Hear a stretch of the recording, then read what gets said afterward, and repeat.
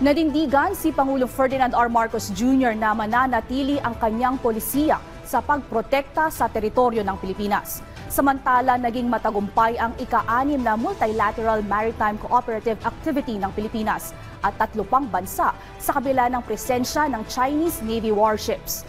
Ang detalye sa balitang pambansa ni Patrick De Jesus ng Manila. Bagamat limitado ang kagamitan, nanindigan si Pangulong Ferdinand R. Marcos Jr. na hindi magbabago ang kanyang pulisiya na protektahan ang teritoryo ng Pilipinas.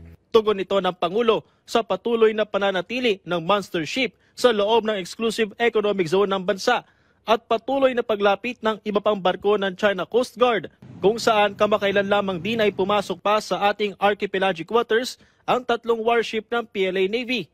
Sabi ng Pangulo, hindi sapat na dahilan ng mga ito para magpasindak.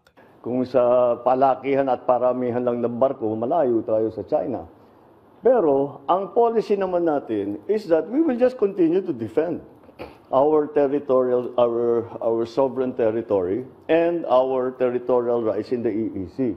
Paninindigan pa ng Pangulo, mananatili ang ating presensya sa West Philippine Sea.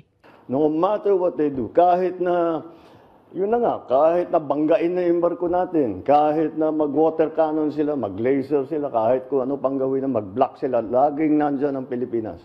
We will always be there protecting our territory. We will always be there making sure our fishermen are able to exercise their sovereign rights. Nandyan lagi.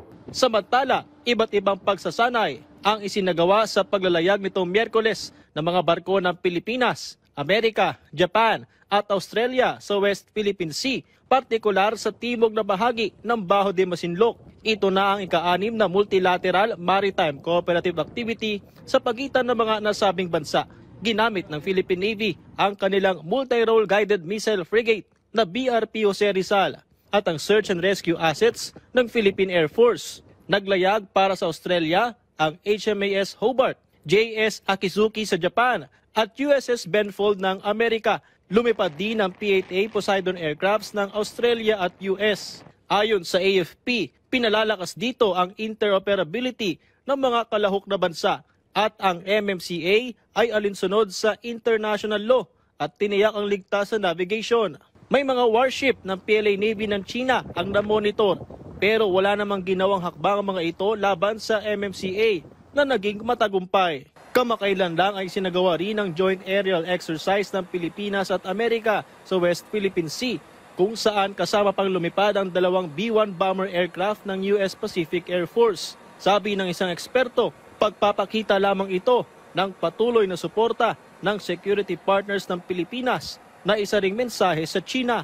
That's basically a signal from them that we should continue resisting Chinese coercive actions.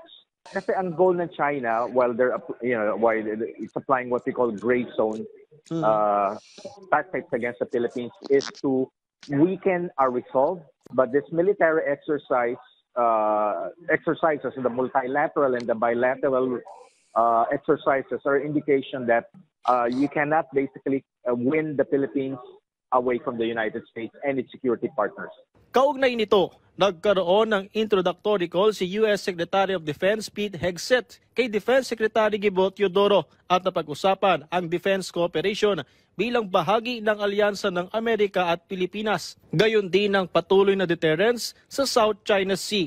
Tinalakay din nina Hegseth at Teodoro ang pagpapalakas sa sandatahang lakas ng Pilipinas at patuloy na commitment sa Mutual Defense Treaty na mahalaga sa pagpapanatili ng ligtas at malayang Indo-Pacific. Mula sa People's Television Network, Patrick De Jesus para sa Balita Pambansa.